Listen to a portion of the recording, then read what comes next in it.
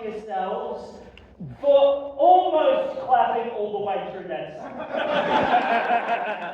Yeah, no, you should be very proud. Just go halfway through and then you're like, he's too big. He's the wrong size. I appreciate that. Mad respect for the people of Timonium, wherever the fuck that is. It was fun putting Timonium on all of my show posters, my tour poster. Fucking New York, Chicago, Timonium. Mad respect. I wish I was, what's the next town? Is it called like Cockeyes or something? What's it called? Cockeysville. Cockeysville. Cockeysville.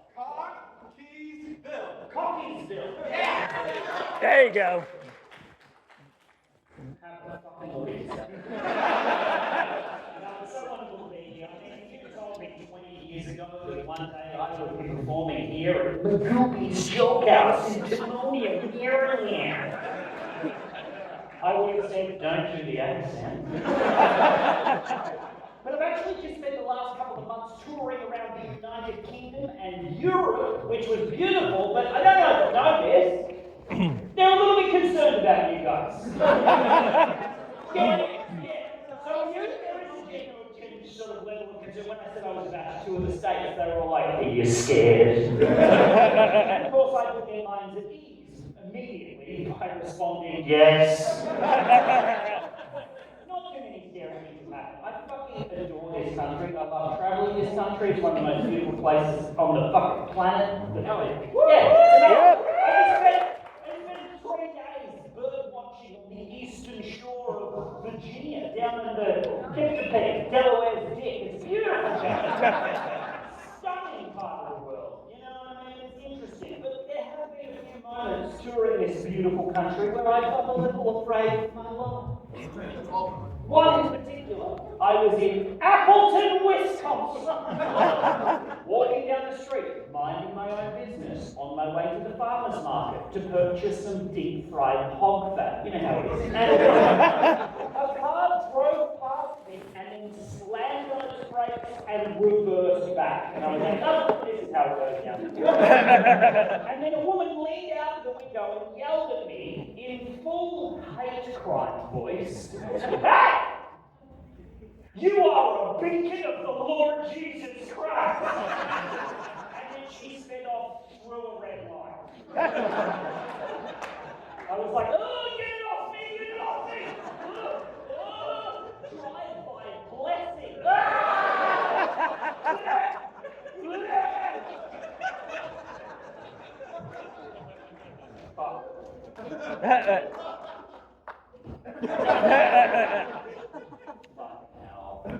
I didn't want to have to tell you this, but I think it's going to become apparent pretty fucking quickly. This is not my usual set. This is not the set that I've been touring with on this world tour. You might be looking at it going, oh, that was an interesting stylistic choice. Was that deliberate? No. What happened was I flew here yesterday and United Airlines lost my fucking suitcase. Oh. I love that you all had that response just ready to go locked and loaded. Now I wish I'd just written a wacky United Airlines joke. United Airlines, am I right, folks? Don't let me get away with that. I kind of wish I was one of those comedians that could just say a word and then make the audience do all of the work. American Airlines, am I right? American Airlines, who's with me?